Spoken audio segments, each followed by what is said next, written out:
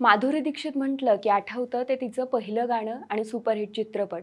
ते गाणं 1, 2, 3 आणि त्यावरती तिने केलेला डान्स. माधुरीचा चित्रपटसृष्टीतला प्रवास पाहावा तितका सोपा नव्हता, पण एका चित्रपटाने तिला यशाच्या शिखरावरती नेऊन ठेवलं होतं. आयुष्यातली पहिली स्वाक्षरी तिने कोणाला दिली होती, जाणून घेऊया या व्हिडिओमध्ये. नमस्कार, मी श्रद्धा. तुम्ही पाहत आहात वेद मराठी मनाचा. माधुरी दीक्षितने रुपेरी पडद्यावरती पदार्पण केलं राजश्री प्रोडक्शनच्या अबोध या चित्रपटाद्वारे. माधुरीने चित्रपटसृष्टीतलं करिअर करायचं असं अजिबात ठरवलेलं नव्हतं. विले पार्लेच्या साठे महाविद्यालयातून मायक्रोबायोलॉजीमध्ये तिने पदवी मिळवली. पदार्पणातील पहिल्या चित्रपटाला म्हणावं तितकं यश मिळालं नाही. अबोध चित्रपटानंतर तिने 4-5 सिनेमा केले, पण ते देखील अयशस्वी ठरले. चित्रपटसृष्टीत पदार्पणाला खूप महत्त्व असतं. माधुरी दीक्षितने मग गौतम राजाध्यक्ष यांच्याकडे जाऊन पोर्टफोलिओ बनवून घेतला. गौतम राजाध्यक्ष हे एक उत्तम फोटोग्राफर होते. माधुरीच्या ग्रेसफुल चेहऱ्याला त्यांनी आपल्या कॅमेराच्या माध्यमातून चांगल्या पद्धतीने खुलवलं होतं. माधुरीचा फोटो डेबोनेर या मासिकाच्या कव्हर पेजवरती प्रसिद्ध झाला. माधुरीचा फोटो एवढ्या चर्चेला गेला की अनेकांच्या दिलाची धडकन ती बनली. 1986 मध्ये तिला एन चंद्रा यांच्या तेजाब नावाचा चित्रपट मिळाला. मोहिनी ही भूमिका तिच्या वाट्याला आली आणि ही भूमिका अक्षरशः ती जगली. नोव्हेंबर 1988 मध्ये दिवाळीच्या मुहूर्तावर तेजाब हा चित्रपट रिलीज झाला. मोहिनीच्या भूमिकेत तिला ग्लॅमर आणि स्टारडम मिळालं. तेजाबमधल्या 1, 2, 3 या गाण्याने माधुरी रसिकांच्या दिलाची धडकन झाली. चित्रपटाचं शूटिंग झाल्यानंतर माधुरी आपल्या बहिणीच्या लग्नासाठी अमेरिकेत गेली होती.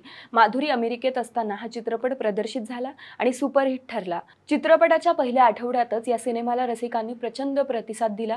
माधुरी दीक्षित हे नाव एवढं लोकप्रिय झालं की थिएटरमध्ये तुडुंब गर्दी झाली. माधुरी अमेरिकेत असल्यामुळे तिला आपला चित्रपट एवढा लोकप्रिय झाला आहे याची पुसटची कल्पनाही नव्हती. तिच्या सेक्रेटरीने एकदा फोन करून सिनेमा हिट झाला आहे एवढं तिला सांगितलं होतं. लग्नाच्या गडबडीत माधुरीने त्याकडे दुर्लक्ष केलं आणि माधुरीला वाटलं की सिनेमा फार फार तर 1 आठवडा चालेल. कारण आधीचे सिनेमे ही 1 आठवड्याहून जास्त काळ चालले नव्हते. तेजाब प्रदर्शित झाल्यानंतर 1 महिन्याने माधुरी भारतात परतली. विमानतळावरती आल्यानंतर टर्मिनलवरून येत असताना लोक तिच्याकडे वळून वळून बघत होते आणि आपापसात कुजबुजत होते. ही तीच तेजाबमधली मोहिनी. माधुरीला लोकांचं असं बघणं नवीनच होतं.